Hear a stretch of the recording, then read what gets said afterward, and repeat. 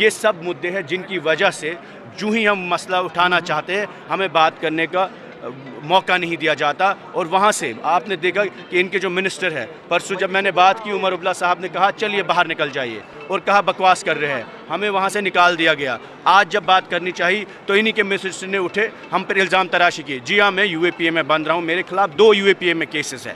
مجھے شرم نہیں ہے کیونکہ میرے خلاف فیک کیسز ہے اور کشمیر کے 1 لاکھ نوجوانوں کے خلاف ایسے کیسز ہے.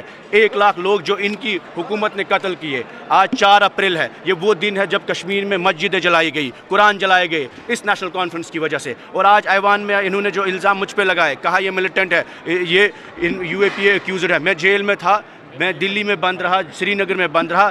ہمیں ان کی مثبت یا ہمدردی ضرورت نہیں ہے, لیکن ہم نے ان سے یہ کہا کہ جو نوجوان جیلوں میں بند ہے ان کی واپسی کی بات کریے, جو نوجوان فیک کیسز میں بند ہے ان کو رہائی کی بات کریے. اس کے بعد انہوں نے ایلیگیشن مجھ پہ لگائے. مجھے کوئی شکایت نہیں ہے, یہ مسئلہ میرا نہیں ہے, یہ مسئلہ ہر اس نوجوان کا ہے. سب کو پتہ ہے کشمیر میں یو اے پی اے کس کو لگتا ہے, پبلک سیفٹی کس کو لگتا ہے. مہراج ملک اس ایوان میں ہے, 1 گھنٹہ بحث ہوئی پریولیجز پہ. کیا کسی نے بات کی؟ کیا کوئی ریزولوشن ہوا مہراج ملک کی رہائی ہو؟ انجینئر رشید اس ایوان سے نکلے, ممبر پارلیمنٹ ہے, کسی نے بات کی؟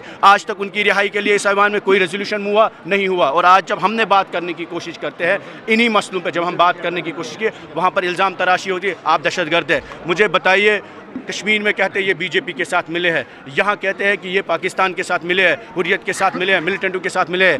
یہ ایوان میں ایک منسٹر کہتی ہے اور یہ ان کا الزام ہم پہ لگانا کہ آپ ملیٹنٹس کے ساتھ ہو, دہشت گردوں کے ساتھ ہو. ہمیں کوئی ڈر نہیں ہے. میرا چارج شیٹ ہے وہ کیس میں ہے, I have been بیلڈ out by the supreme court of India.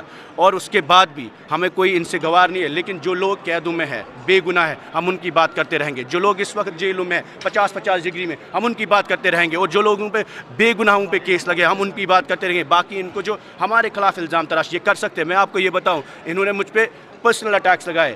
ان کے دفتر سے, ان کی فیملی سے لوگ ملوث ہے فیک لسٹ تیار کرنے میں. میں نام نہیں لے رہا ہوں, دوسری پریس کانفرنس میں ان سب لوگوں کا نام بتاؤں گا.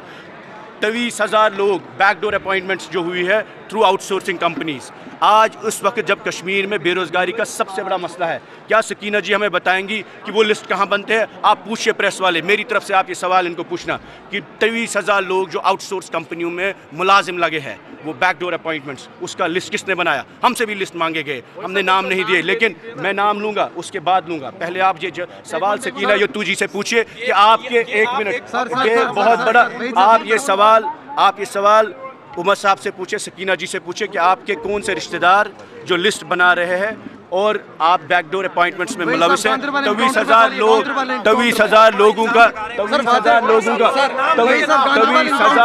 کا جو لسٹ بنا ہے وہ نوکریاں کس نے لگائی؟ آپ اس گورنمنٹ سے پوچھیں.